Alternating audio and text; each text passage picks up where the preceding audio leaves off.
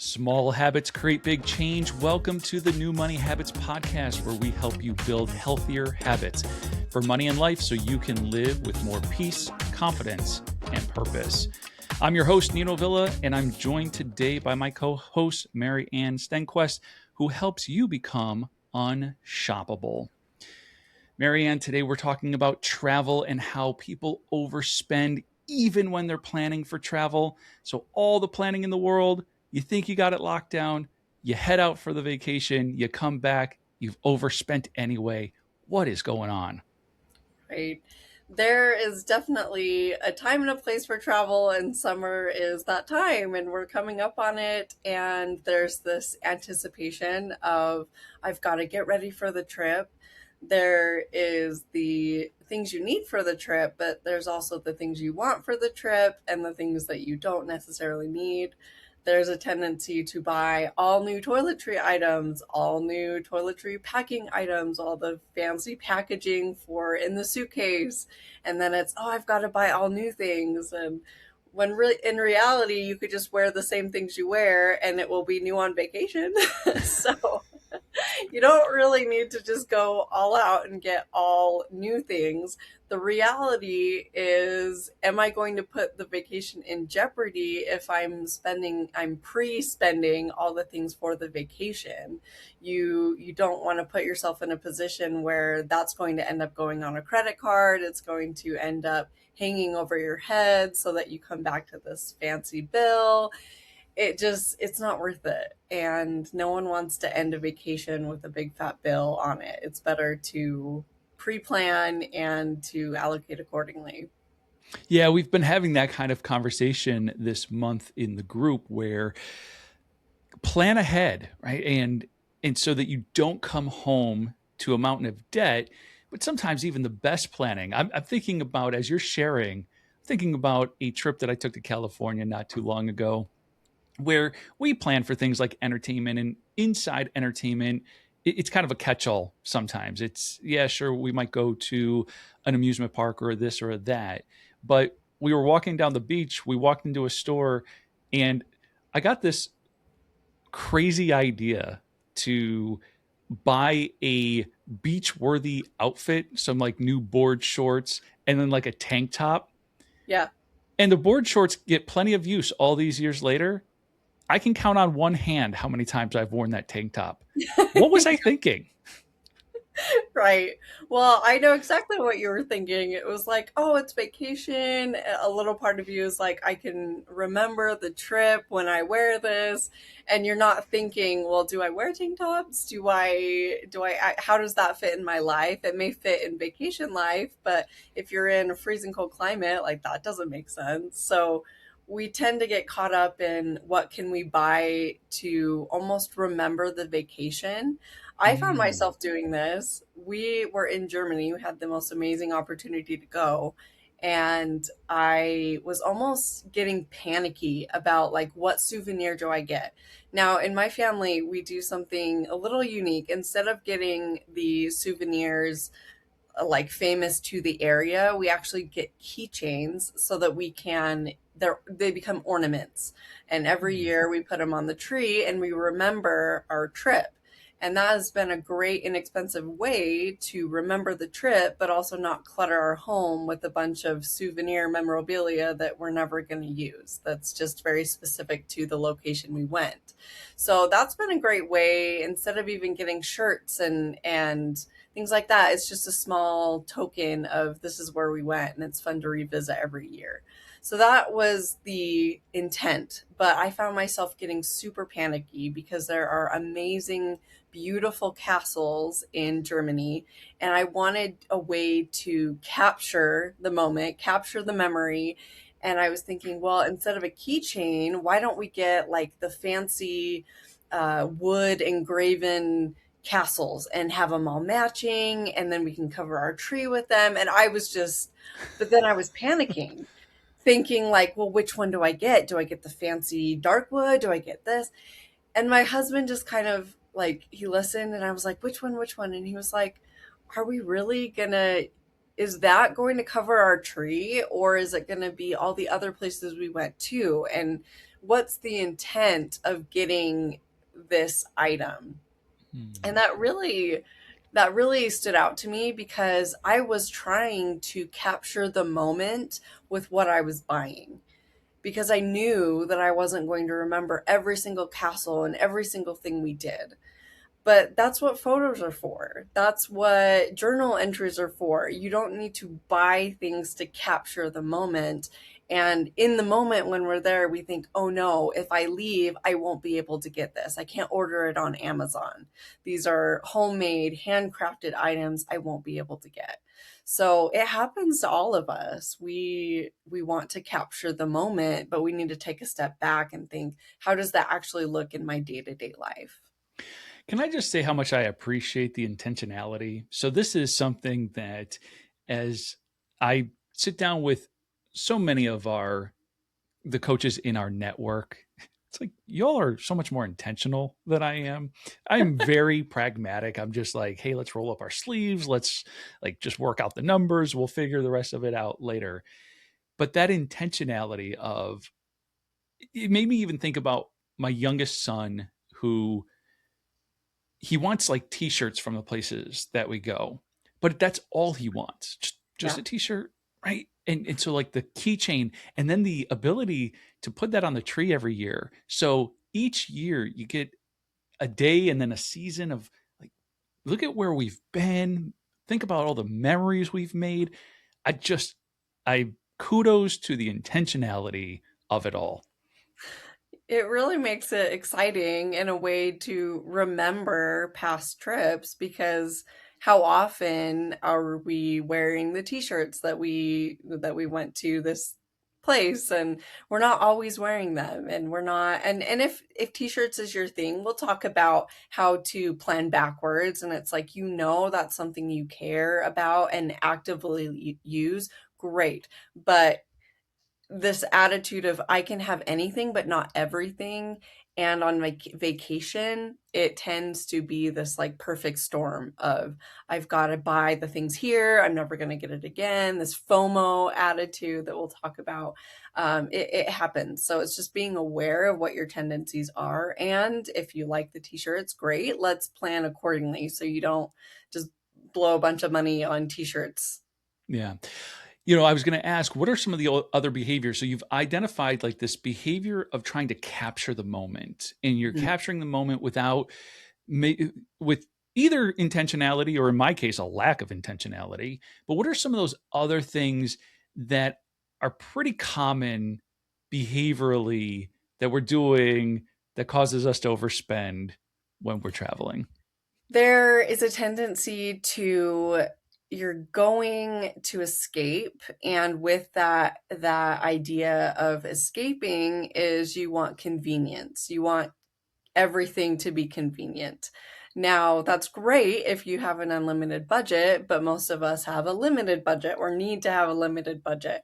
And so we need to think like this attitude of planning backwards is something I've really latched onto, especially with vacation planning, because we don't want to get there and all of our habits and all the things go out the window because we're so excited and we get in the moment that we're left with that bill when we come back.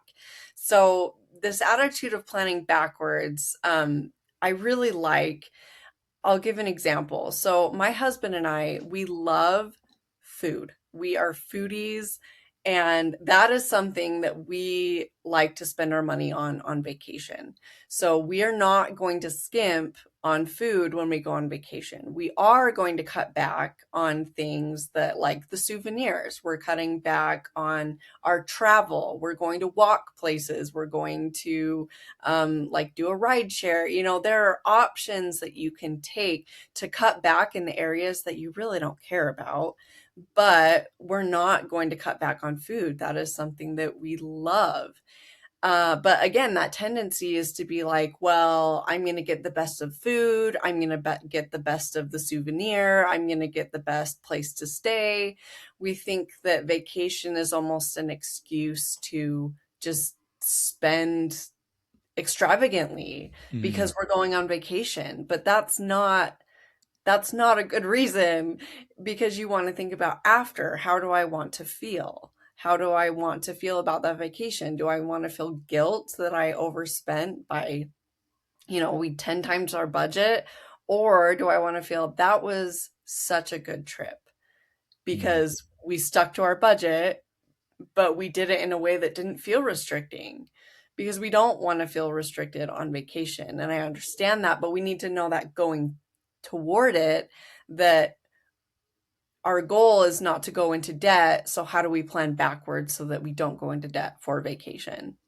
Yeah, and I look forward to unpacking that. But before we do, as you're sharing, I'm thinking about this conversation that I had recently with a friend of mine who doesn't travel often. And you had talked about convenience. And so in the conversation with him, we were talking about, where are you willing to pay for convenience and where are you not? So, for instance, he's traveling with young ones. I said, look, when you get to your next destination, sure, you could rent car seats from the rental car place. But there is a cost to that, and that's usually calculated daily.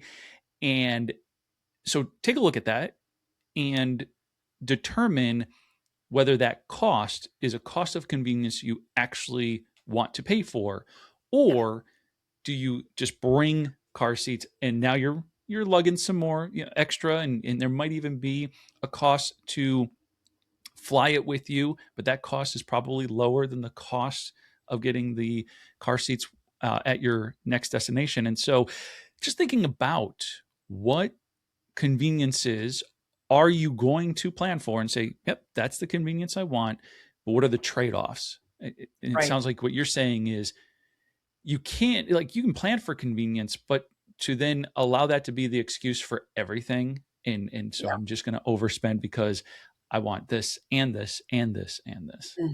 Exactly. And that idea of convenience, I mean, take it in stages.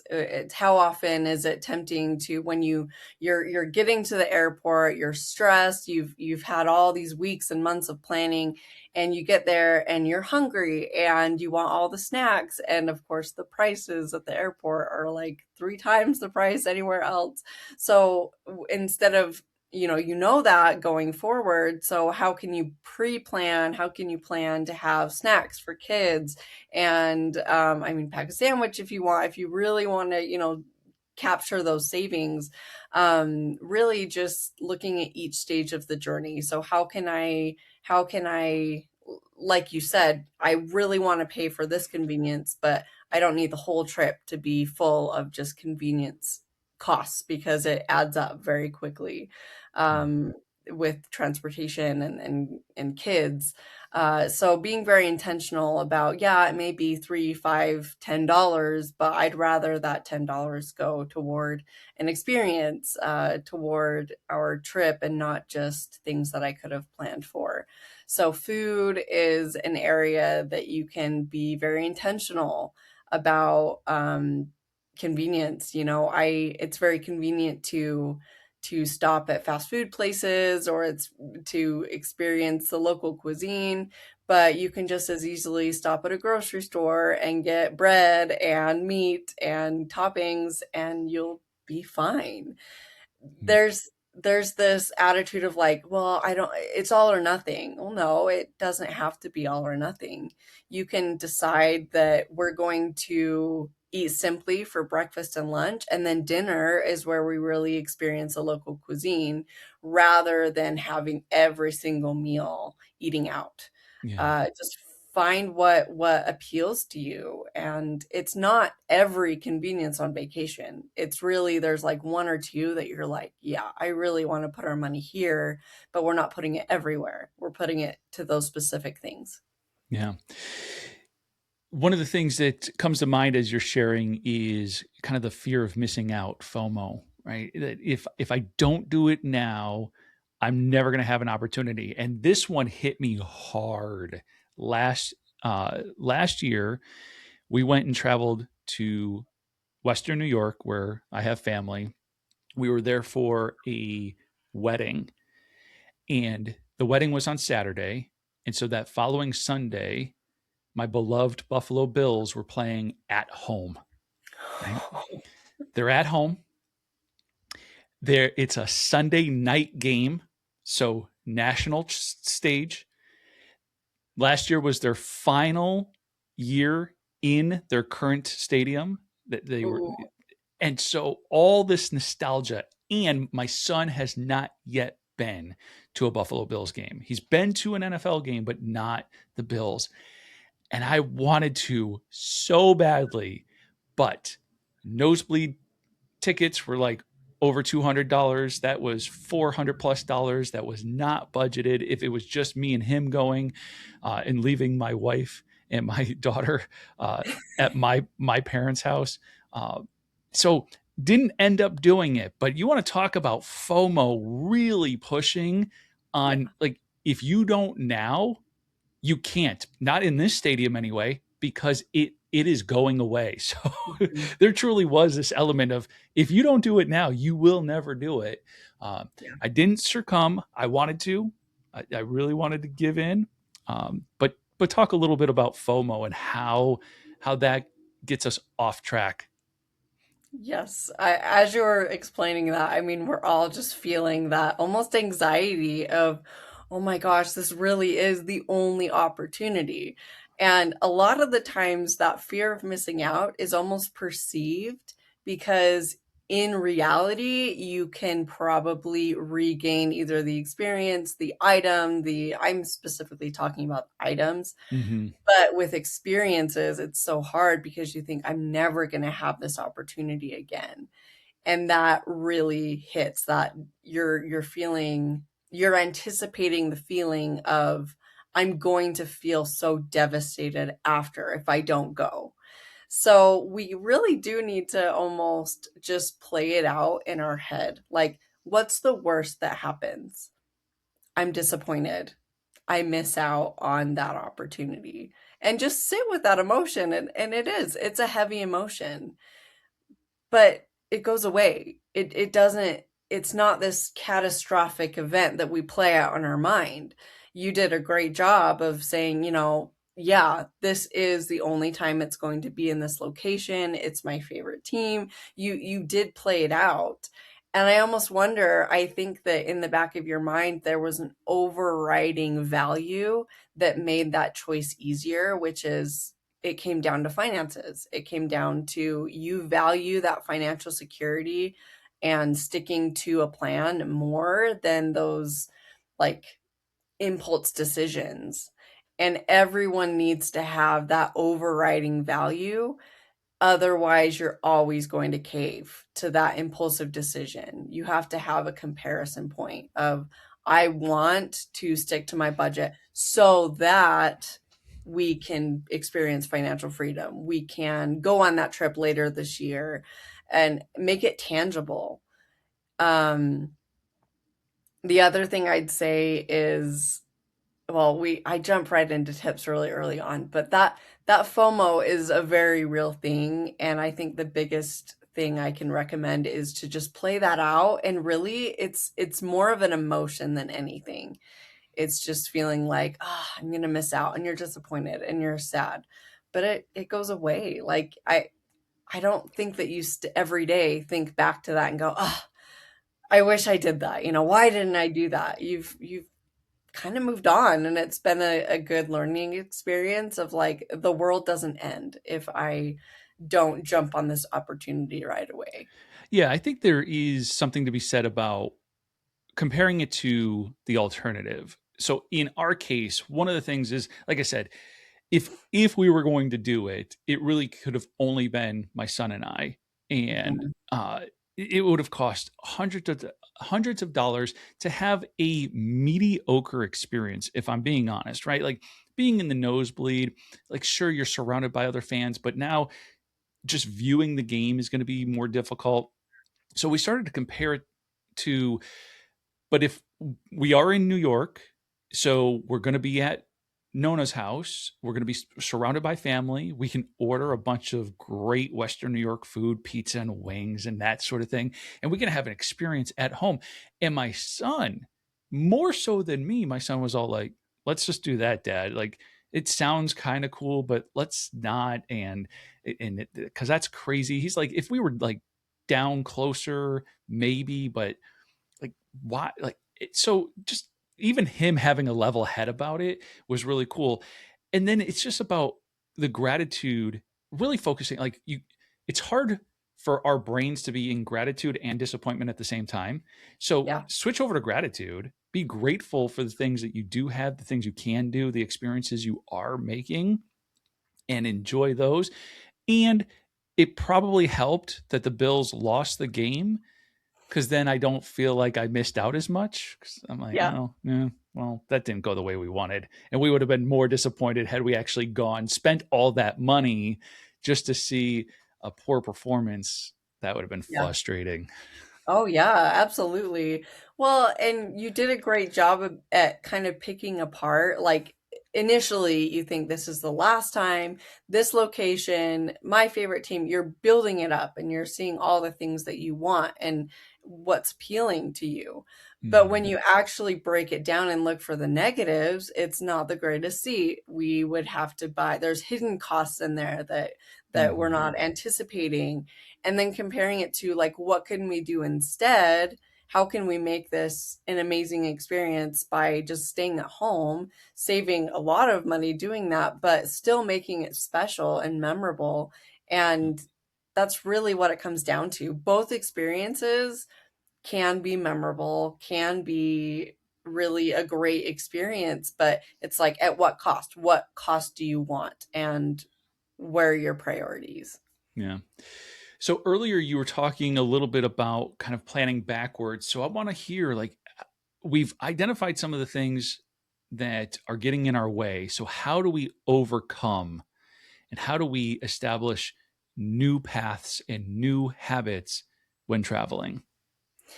This idea of planning backwards, I love because, for example, my husband and I, we love food. We love food. We do not want to cut back on food. And so, food is an area that we give a lot of our vacation budget to. But knowing that, it's like we can't have everything about the trip be at that level.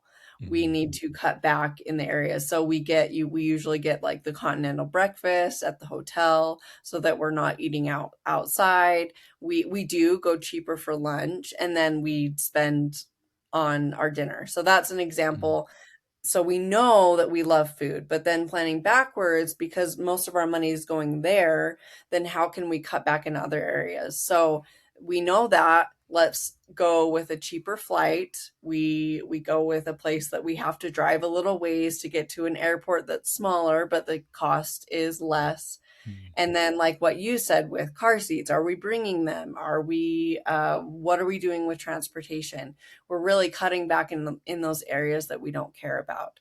And then you can get even more specific with the details of what you're bringing and how you're packing. You can get down to where you're not paying for extra luggage, Mhm. buying all this new stuff for your vacation. You have to fit it in somewhere, and so you put it in an extra suitcase that you have to pay for. So we share bags a lot of the times because we don't really care about the fresh new outfits that you're going to be wearing on vacation that are going to be new to people anyway. It doesn't really matter to us, and so we're going to cut back in those areas. And then even more specific with the things that you're buying, like toiletries and things, like lay out the things that you have already and don't just go out and buy and think like, oh, Mhm. it'd be nice to have those cube storage. Yeah, that'd be nice, but what's good enough? Right. What do you need just to get your stuff from one location to the other? You don't need the fancy packing cubes. You can just put them in Ziploc bags. You can put them into, I mean, vacuum sealer bag. There's so many ways that you can cut back when you put your number one priority there. Mhm. And that's just something that, looking back on our vacations, that before we started doing that and then after we started doing that, it is so much more like freeing to come home and be like, wow, like we had such an amazing trip. We didn't feel like we were restricted at all because we planned backwards. We put the thing that we were most excited for first, like food and experiences, and then the other stuff we just didn't put a lot of money toward, versus the trips that we just went hog wild, and it's like we're on vacation, you only live once. Yeah. That experience is what stays with us, of like, oh gosh, now what's that bill going to be. Right. Planning for the experience that you want to have. Yeah. And to help our listeners plan, New Money Habits does have a travel planner. So we will link that up in the show notes. That travel planner has 5 categories you should be thinking about every time you want to travel. You have to think about how you're getting from A to B. Are you renting a car? And so is there gas involved? Or are you flying? What does that look like? And lodging being the second biggest factor, but it helps you to do what you're talking about. That travel planner will help you to plan backwards, not just the cost associated with everything, but once you have that number, you can also look at how many paydays you have between now and then so that you can cash flow and save for it effectively. Check that out in the description below. So I'm curious, what are some key takeaways you would give our listeners today? Like, do this and do that the next time you are planning to travel. I would say, looking back on the vacations that you've had in the past, what has been the most memorable part? If it is the souvenirs, great. That is your number one priority, of like the experiences and souvenirs. Your money, you want to go there. And then put the other things that you can cut back on. And then leading up to the vacation, I would say that it's important to make decisions that allow you to save money, and then put that money toward your trip. Actively put that money that you're saving. So before trips, we often look at our food budget and say, like, how can we cut some money out of our food budget so that it can go toward our vacation, so that we have a little bit Mm. more like wiggle room. And so we do that, but it's very important to actively move that money. Either keep track on like your notes app on your phone. Like, I didn't buy this $100 travel companion or whatever for the trip. I'm going to put that money toward the trip and put it toward that. Or we didn't eat out this month, so that we are putting that money toward the trip.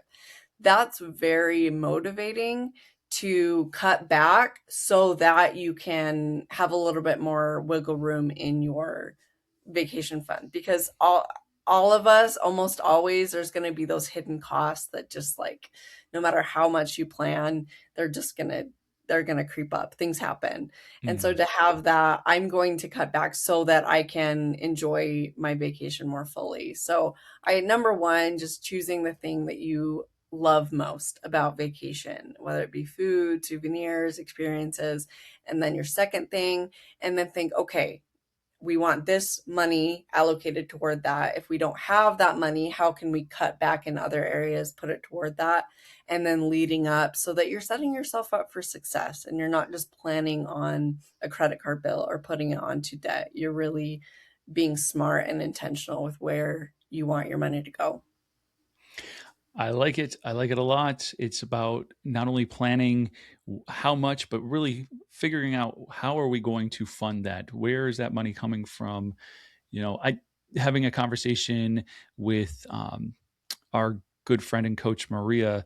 She was honest that oftentimes she waits on windfalls, whether that's a tax refund or husband gets a bonus to kind of fund. And you're Yeah. illustrating sometimes all we got to do is look in our everyday expenses and say, hey, how can I cut back a little bit here and there so that I can contribute to a travel fund, and prioritizing it, just making it a priority to say, hey, we want to travel. And I had a conversation recently about whether you have travel plans already or you just know that you want to travel, being able to set some money aside so that the next time you travel, you're cash flowing it so that you're not coming home to a big pile of credit card debt. Yeah. Absolutely. All right. Well, you have a very unique and special tool that I want to make sure our listeners know about. It's your spending type quiz. So if you want to know your spending type, take the spending type quiz by visiting becomeunshoppable.com. And it'll tell you exactly more about your spending habits, why and how you overspend, and what you can do about that. But if you want even more than that, New Money Habits members have access to tools and resources to help them curb their overspending and much, much more. Become an insider today. The first 7 days are on us. Link is in the description. Mary Ann, any final closing thoughts about traveling and not overspending? Yeah, just really planning for what feeling do I want to have after the vacation instead of just during the vacation, and how can I plan accordingly, and how can I allocate my resources toward what I really care about. I think you've done a great job about with that trip planner of how you can cut costs on things that you really don't care about and then put that money toward the things you do. And that's really what a fun vacation is all about. It's not about the price tag. It's about the feeling and memories you're left with. Awesome. Well, on that note, I will tell everybody safe travels the next time you're traveling. That does it for this episode of the New Money Habits podcast. Follow us on your favorite social media platform. Want more? Become a New Money Habits member and start your insider free trial today. And until next time, remember that the peace Jesus gives is a gift the world cannot give.